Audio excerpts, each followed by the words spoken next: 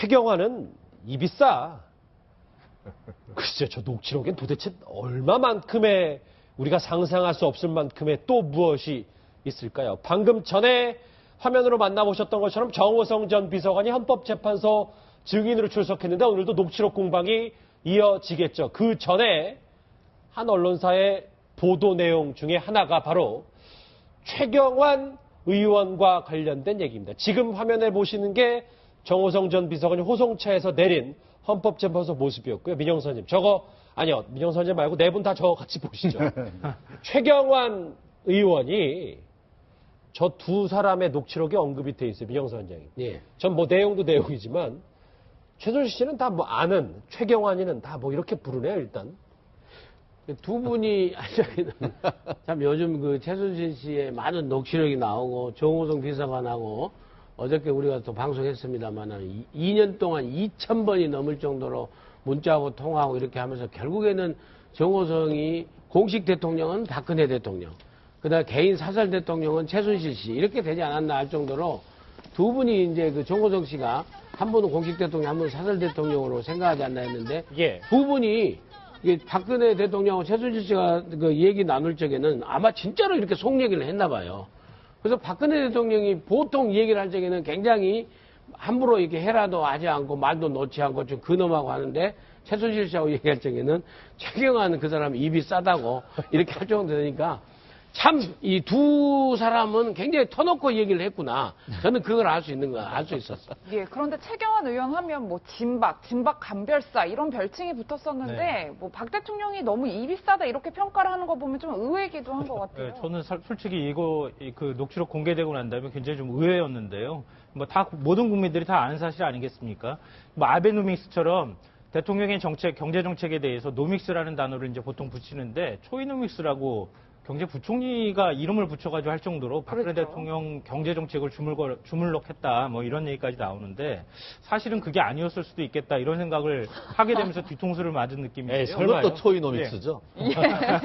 근데 이게 박 대통령이 사실은 이렇게 구설에 휘말리는 걸 극도로 싫어하는 스타일이라는 건 이미 오래전부터 알려진 사실이죠. 예. 아마 박 대통령이 비대위원장 시절이었는데 그때 아마 다 언론 보도를 통해서 아셨을 거예요. 그 인사가 미리 인선이 언론에 보도가 됐을 때 그때 촉새가 나불거려가지고 박 대통령이 그렇게 얘기를 했다는 거 아닙니까? 그랬죠. 아, 그런 발언을 했어요? 그 단어를요? 뭐 다 알고 있는 사실입니다. 여기 계신 분들 다 아실 텐데요. 당시에 보도도 많이 되고 했었는데 예. 박 대통령 앞에서 박 대통령 얘기에 토를 단다거나 아니면 그거에 대해서 다른 얘기를 하는 사람들은 뭐 이른바 레이저를 맞았다든가 아니면은 아주 가까이서 모셨던 분 얘기를 들어보니까 박 대통령 얘기를 할 때 무조건 예예 이렇게 해야지 거기에 대해서 뭔가 다른 얘기를 한다거나 그러면 점점점 박 대통령한테서 거리가 멀어졌다 이런 얘기도 제가 들은 바가 있는데요. 아마 박 대통령의 그런 스타일이 여기에 그대로 드러나 있어서 이 녹취록은 사실에 가까운 거 아닌가 이런 생각도 개인적으로 해봤습니다. 아니, 그런데요. 예. 2012년에 저 대화를 나눴어요. 그죠? 근데 입이 싼데도 데려다가 경제부총리 시킨 거 아닙니까? 저게 보니까 2012년 12월 9일이니까 대선 딱 열흘 앞두고입니다. 아, 그러니까요. 그러니까 그 뒤에 입이 싼데도 불구하고 경제부총리까지 시켰단 말이에요.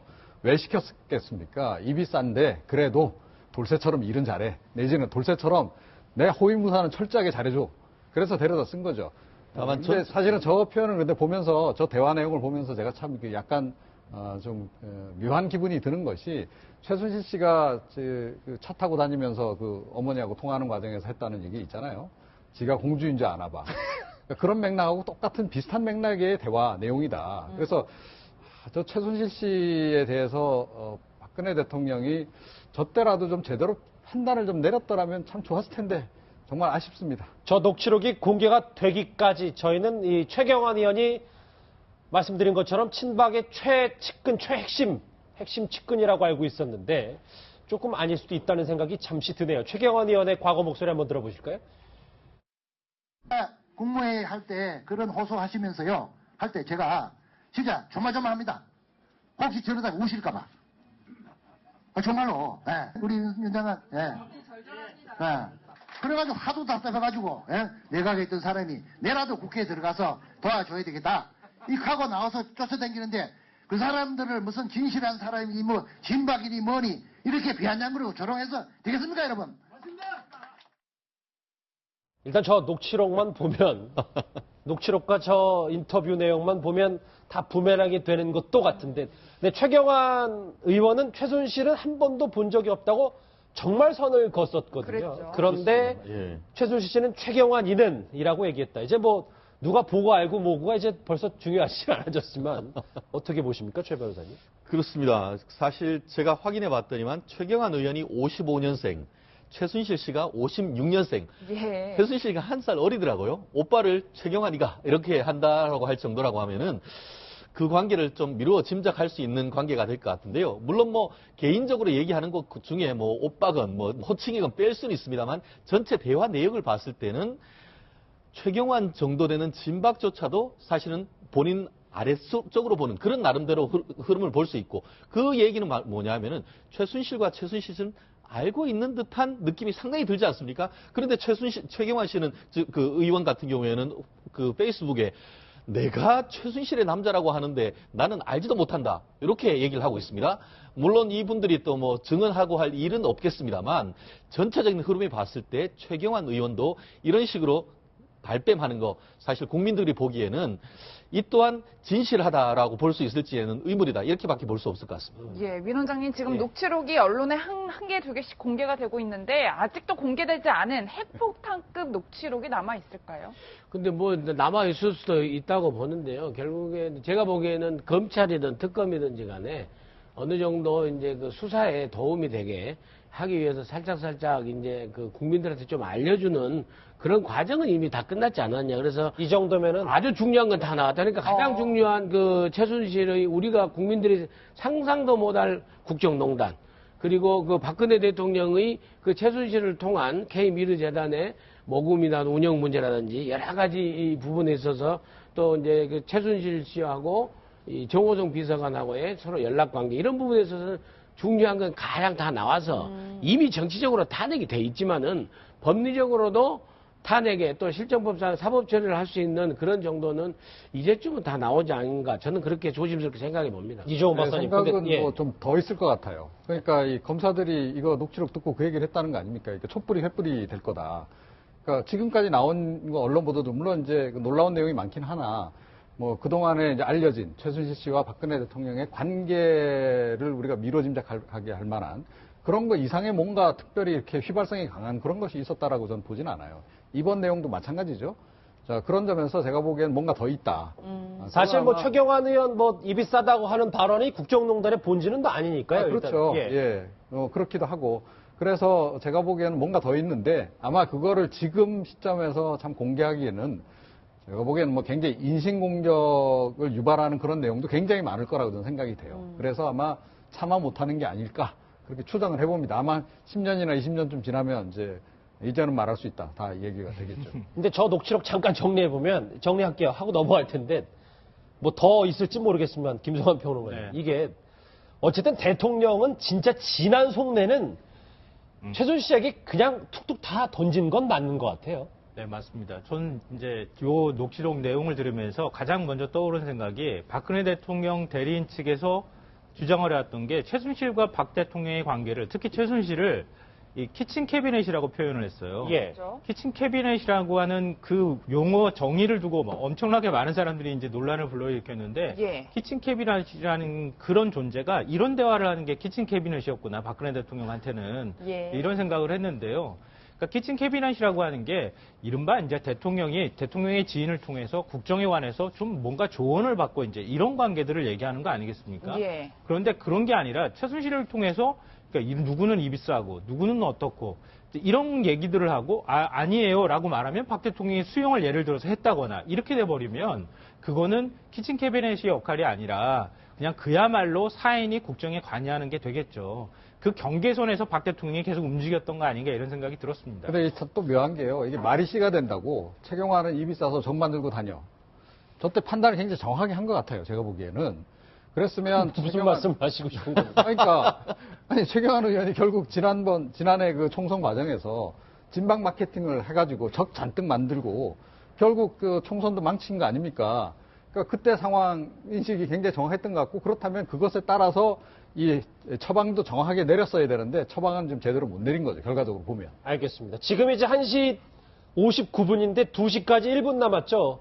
대통령 탄핵 심판정에 방금 전에 화면으로 만나보셨던 정호성 전 비서관이 이제 증인으로 출석을 했는데 오늘 2시부터 이 녹취록과 관련해서 정호성 녹취록과 관련해서 또 어떤 얘기가 있을지는 뉴스특급에서 계속 속보로 전해드리도록 하겠습니다. 제가 얘기하는 와중에 화면에 뭐가 하나 딱 떴잖아요.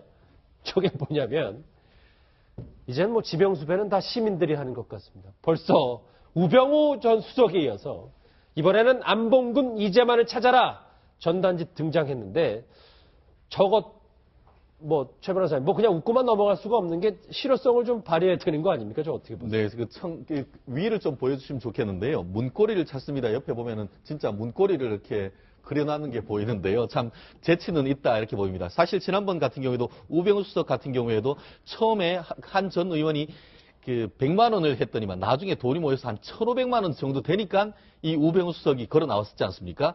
오늘은 지금 보니까 현상 수배를 한다고 하지만 실질적으로 돈은 안 그런 것 같은데요. 이분들은 정말 나와서 진실을 밝힐 저는 의무가 있다라고 생각을 합니다. 실제 지금 어디 갔는지 전혀 없고 경찰들 같은 경우에도 이분들이 아직까지 강제적으로 찾을 법적 근거가 없어서 오리무중 아니겠습니까? 지금 이렇게 안 나오는 것이 무조건 박근혜 대통령을 보호하는 것이 아니란 것을 깨달아가지고 최대한 빨리 나와서 가부간에 빨리 결정을 해줄 수 있는 어떤 증거 자료로서 제시할 수 있는 나름대로 그런 용기를 좀 보여줬으면 하는 생각이고 제일 밑에 대한민국 국민이라고 썼는데 이 부분이 100%의 대한민국 국민은 아니지만 상당수의 많은 대한민국 국민이 요청하고 있다는 점 그 부분에 대해서는 이 방송을 보고 있다고 하면은 정말 적극적으로 좀 헌법재판에 응해 주셨으면 하는 것이 저 개인적인 바람이기도 합니다. 아니, 근데 지금 변호사 비용이 없어서 못 나온다는 거 아닙니까, 지금? 정호성 전 비서관도 지금 변호사 비용 되게 굉장히 어려워한다는 거 아니에요? 그래서 이 두 사람도 변호사 비용을 지금 조달을 못해서 좀 피해 다니는 거다. 이게 법정에 못 나오는 거다라고 그러는데. 이건 피해자가 아니지 않습니까? 그러니까 친박단체에서 사실은 그래서 변호사비 모금 운동을 해야 돼요. 모금 운동을 해서 돈 다 이렇게 변호사 비용 모였으니까 박근혜 대통령을 옹호하기 위해서라도 빨리 나타나시오라고 이제 해야 되는 거죠. 정리할게요. 예, 근데 제가 좀 농담이고요. 제일 지근거리에서 박 대통령을 수행했던 문고리 3인방 중 2명 아니겠습니까? 그렇죠. 그럼 박 대통령이 이런 상황에 처해 있으면 그게 만약에 기피할 만한 이유가 있으면 모를까. 우리가 정상적인 상황이라 그러면 대통령을 구하기 위해서라도 나왔어야죠. 근데 그걸 안 나오고 지금 도망 다니고 있다는 얘기는 그만큼 뭔가 뒤가 캥기는 게 많다는 얘기로밖에 해석이 안 되잖아요. 그러니까 국민들이 공분하고 있는 거예요. 그러니까 냉정하게 이야기하면 사실은 대통령 구하기 위해서 지금 안 나오는 거 아닙니까? 그렇죠. 예, 그런 거죠. 그러니까 거꾸로 예. 국민 상식을 거스르고 지금 행동을 그렇죠. 하고 이제 그런 있다는 건데 말씀드리는 거예요. 이제 저 현상 공부도 이제 되긴 했습니다만 결국 이제 경찰도 지금 못 찾고 있다는 거 아니에요? 알겠습니다. 그런 상황이라면 이제 네티즌 수사대가 나서는 수밖에 이제 방법이 없는 거죠. 예.